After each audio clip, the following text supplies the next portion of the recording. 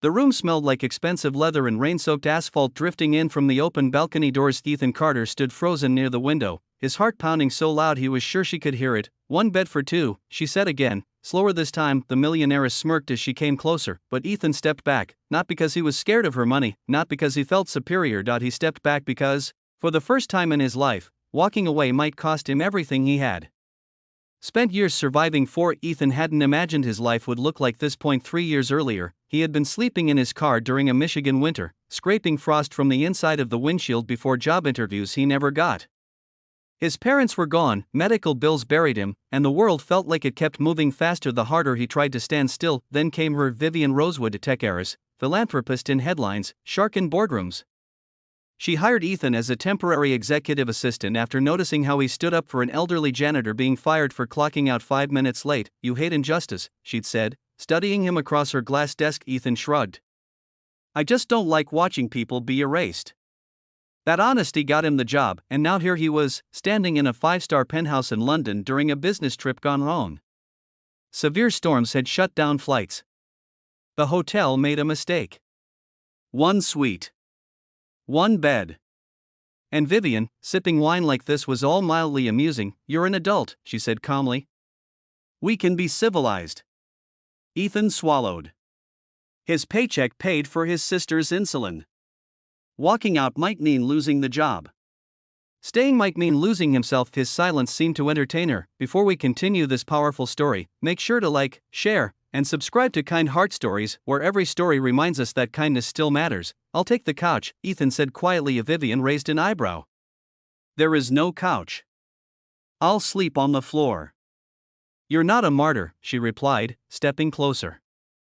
"And I'm not dangerous." He stepped back again. "That's not why," he said, voice steady although his hands shook. "You're my employer. And I respect myself too much to blur lines I can't afford to unblur." For the first time, her smirk faltered. That night, Ethan arranged towels on the marble floor, using his coat as a pillow. Through the darkness, he heard soft footsteps approach, then stop. "You know," Vivian said quietly, "most people don't say no to me." He didn't answer. What he didn't know was that Vivian sat awake for hours after that, staring at the ceiling, unsettled not by rejection, but by relief. The next morning, everything changed. Ethan arrived late to the boardroom, 5 minutes late, to be exact, because he had stopped to help a hotel housekeeper whose cart had tipped over. Papers, towels, dignity scattered across plush carpet. When he entered, the executives were already seated. Vivian stood at the head of the table, face unreadable. "You're late," she said. "I know," Ethan nodded. "That's on me." Silence. "Why?" she asked. He hesitated, then answered honestly. "Someone needed help." She studied him a long moment, then dismissed the meeting early, to the shock of everyone else. Later that day, she requested Ethan join her for lunch. Not as an assistant. As a guest. She told him something no one else knew. "How do you think someone becomes like me?" she asked. He didn't answer. "My parents raised me with everything except warmth," she continued. "Affection was replaced by expectations. Love by leverage. I learned early that people stay if you give them something, or take something away." She looked at him then, eyes sharp but tired. "But you stayed nothing." Ethan blinked. "I don't understand. You didn't need me. And that scared me." The unexpected twist came days later. Vivian collapsed during a presentation. Doctors confirmed severe exhaustion and a heart condition hidden behind relentless productivity. The board moved fast. Papers were drawn. Temporary power transfers discussed. Ethan found Vivian alone in her hospital room, staring out the window. "You know what hurts most," she said softly. "Not the pain. The silence. The realization that I made myself untouchable." He pulled a chair closer. "You don't have to be alone now," he said. She laughed bitterly.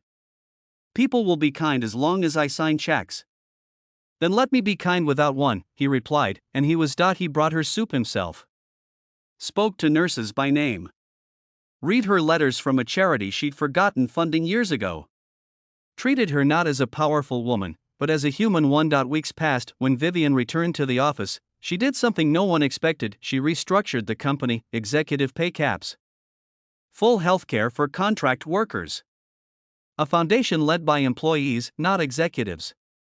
And then, she called Ethan into her office. "You should hate me," she said. "I don't," he replied, you cost yourself comfort that night in London. He smiled gently. I was already uncomfortable. She slid a folder across the desk. Inside was an offer, not a promotion, but a partnership, equal say. Equal stake, you reminded me, Vivian said quietly, that power means nothing without humanity. Ethan didn't answer right away, then he stood, only if we build something that doesn't forget the people on the floor. She nodded.